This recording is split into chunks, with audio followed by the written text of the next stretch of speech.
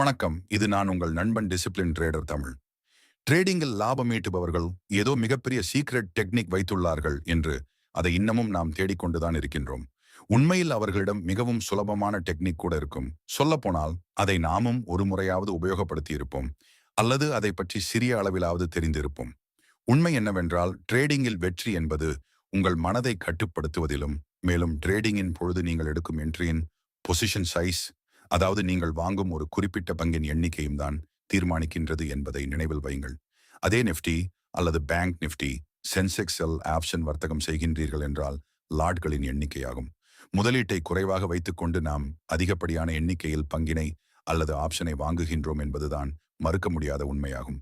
வெற்றிகரமான trader mark Douglas என்ன சொல்கிறார் தெரியுமா? வெற்றி என்பது உங்கள் அறிவில் இல்லை, அது உங்கள் மனநிலையிலும் நீங்கள் நஷ்டத்தை எப்படி ஏற்றுக்கொள்கிறீர்கள் என்பதிலும் தான் இருக்கிறது. தவறான பொசிஷன் சைஸ் எடுக்கும் பொழுது நஷ்டம் தானாகவே வர ஆரம்பிக்கும். அப்பொழுது நம் மனம் அந்த நஷ்டத்தை ஏற்றுக்கொள்ளாது. அதன் காரணமாக மீண்டும் தவறான வர்த்தகம் செய்ய நேரிடும் என்கிறார். நாம் ட்ரேடிங்கிற்கு வரும்போது சில நம்பிக்கை மற்றும் பேராசையோடு தான் வருகிறோம். ட்ரேடிங்கை ஆரம்பிக்கும் பொழுது குறைவான எண்ணிக்கையுள்ள பங்கினை வாங்குவோம், அல்லது ஆப்ஷனில் வர்த்தகம் செய்யும் பொழுது 1 அல்லது 2 லாட்களை வாங்கி விற்பதில் தொடங்குவோம். நீங்கள் என்ட்ரி எடுத்த சமயம் மார்க்கெட் புல்லிஷாக இருந்திருக்கும். நீங்கள் எதையும் ஆராயாமல் ஏதோ ஒரு சிறிய தகவலையோ அல்லது யாராவது டிப்ஸ் கொடுத்ததையோ பார்த்து வாங்கி லாபம் அடைந்திருப்பீர்கள். அதே சமயம் வேறு ஒரு ட்ரேடர் பெரிய லாபம் ஈட்டியதை சோஷியல் மீடியாவில் போஸ்ட் செய்திருப்பதை பார்த்தும் இருப்பீர்கள். அவ்வாறு பார்க்கும் பொழுது நமக்கும் ஒரு ஈர்ப்பு ஏற்படும் தானே? மேலும் நமது மனக்குரங்கு சும்மாவா இருக்கும்? பல கணக்குகளை போட ஆரம்பிக்கும். இன்று ஒரு லாட் எடுத்ததற்கு இவ்வளவு லாபம் கிடைத்துள்ளது, அதே அதிக லாட் எடுத்தால் எவ்வளவு லாபம் ஈட்டியிருக்கலாம் என கணக்கிட ஆரம்பித்து அந்த பெரிய லாபம் ஈட்டிய வர்த்தகரின் கணக்குடன் ஒப்பிட்டு பார்க்க ஆரம்பிக்கும். அங்கு அவர்களின் முதலீடு வேறு, நமது முதலீடு வேறு என்பதை நீங்கள் கட்டாயம் புரிந்து கொள்ள வேண்டும். அவர்களால் 1 அல்லது 2 லட்சம் நஷ்டத்தை கூட சமாளிக்க முடியும். இதை பார்த்து அதிக லாபத்திற்கு ஆசைப்படும் பொழுதுதான் நமது கணக்கு காலியாக ஆரம்பமாகும். பின்பு என்ன நடக்கும்? பங்கினில் வர்த்தகம் என்றால் எண்ணிக்கையை அதிகரிப்போம், அல்லது பேங்க் நிஃப்டி, சென்செக்ஸ் என்றால் லாட்டை அதிகரிப்போம். அவ்வாறு லாட்டை அதிகரிக்கும் பொழுது தானாகவே ஒரு பெரிய பயம் ஏற்படும். எவ்வாறென்றால், அதிகப்படியான லாட்டை எடுக்கும் பொழுது ப்ராப்பர் ஸ்டாப் லாஸ் போட இயலாது. ப்ராப்பர் ஸ்டாப் லாஸ் என்பது ஒரு ஸ்விங் லோ அல்லது ப்ரீவியஸ் சப்போர்ட் போன்றவை ஆகும். நீங்கள் என்ட்ரி எடுத்த இடத்திற்கும் அந்த ப்ராப்பர் ஸ்டாப் லாஸ் பகுதிக்கும் இடைவெளி அதிக புள்ளிகள் இருக்கும். அதனால் நாம் என்ன செய்வோம்? ஒரு 10 புள்ளிகள் மட்டும் வைக்கலாம் என வைப்போம். ஏதோ ஒரு நாள் அந்த ஸ்டாப் லாஸ் ஹிட் ஆகாமல் உங்களுக்கு லாபத்தை காட்டியிருக்கும். அவ்வளவுதான். நம் மனது இதே மாதிரி அடுத்த வர்த்தகத்திலும் ஈடுபட்டு லாபம் எடுக்கலாம் என முடிவெடுத்துவிடும். அடுத்த வர்த்தக நாளிலும் இதே மாதிரி 10 புள்ளிகள் ஸ்டாப் லாஸ் வைப்போம். அப்பொழுது என்ன நடக்கும்? ஒரு சிறிய புல் பேக் வந்து உங்களின் ஸ்டாப் லாஸ் எடுக்கப்பட்டு நமக்கு நஷ்டம் ஏற்படும். இப்பொழுது புல் பேக் நடந்ததால் நஷ்டம் ஏற்பட்டதல்லவா? இந்த நஷ்டத்தினால் நம்மிடம் அடுத்து வர்த்தகம் செய்ய, அதாவது அடுத்த என்ட்ரி எடுக்க பணம் குறைவாக இருக்கும். நாம் தான் ஏற்கனவே நஷ்டத்தில் உள்ளோமே. அதனால் நாம் விரைவாக லாபம் பார்க்க வேண்டும் அல்லவா? அதற்கு நிறைய புள்ளிகள் பிடிக்க வேண்டும். மணியில் என்ட்ரி எடுக்க வேண்டும் என்றால் ஸ்ட்ரைக் பிரைஸ் விலை அதிகம், அதனால் லாட் குறைவாக தான் கிடைக்கும். பின்பு குறைந்த முதலீட்டில் எவ்வாறு அதிக லாட்டினை எடுப்பது? லாட்டை அதிகரிக்க நாம் எதை தேடிச் செல்வோம்? குறைவான விலையில் வர்த்தகம் நடந்து கொண்டிருக்கும் ஸ்ட்ரைக் பிரைஸ் தான். அது அவுட் ஆஃப் த மணி தான். அதுதான் விலை குறைவாக கிடைக்கும். விலை குறைவின் காரணமாக அதிக லாட் எடுக்கலாம். அவ்வாறு அவுட் ஆஃப் தி மணியில் என்ட்ரி எடுத்த பின்பு என்ன நடக்கும்? என்னதான் ஸ்பாட் பிரைஸ் அதிகரித்தாலும் நாம் எடுத்த ஆப்ஷன் விலை அதிகமாக ஏறாது.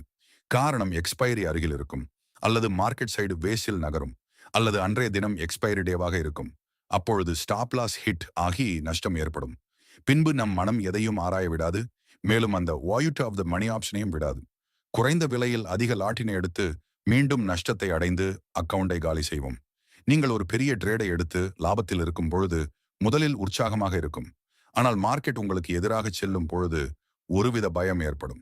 இப்போது பயத்தில் நீங்கள் தவறான முடிவுகளை எடுப்பீர்கள். நம் கவனம் குறையும். இந்த நஷ்டத்தை தாங்க முடியாதே, ஸ்டாப் லாஸை கொஞ்சம் தள்ளி வைத்து இருக்கலாமோ என சொல்ல ஆரம்பிக்கும். இவை லாஜிக்கான முடிவுகள் அல்ல, இவை பயத்தின் வெளிப்பாடுகள். உங்கள் ஸ்ட்ராட்டஜி தவறல்ல, உங்கள் பொசிஷன் சைஸ் தான் தவறு. உங்கள் லாட் பெரியதாக இருக்கும்போது பயம் உங்கள் லாஜிக்கை மறைத்துவிடும். மார்க்கெட்டில் அதிக ரிஸ்க் எடுக்கும் போதும் உங்கள் மனம் பெரிய பயத்துடன் செயல்படும். இது தொடர்ச்சியான சில தவறுகளுக்கு வழிவகுக்கும் ஒன்று. அடுத்து செட்டப் சரியாக இருந்தாலும் பயத்தால் நுழைய மாட்டீர்கள்.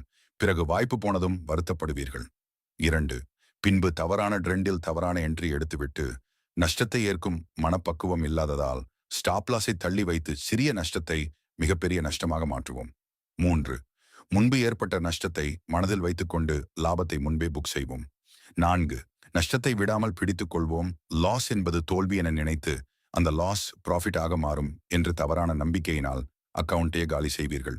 உங்கள் வேலை எமோஷனல் குறுக்கீடு இல்லாமல் உங்கள் யுக்தியை செயல்படுத்துவது மட்டுமே. அந்த குறுக்கீடு எப்போது வரும்?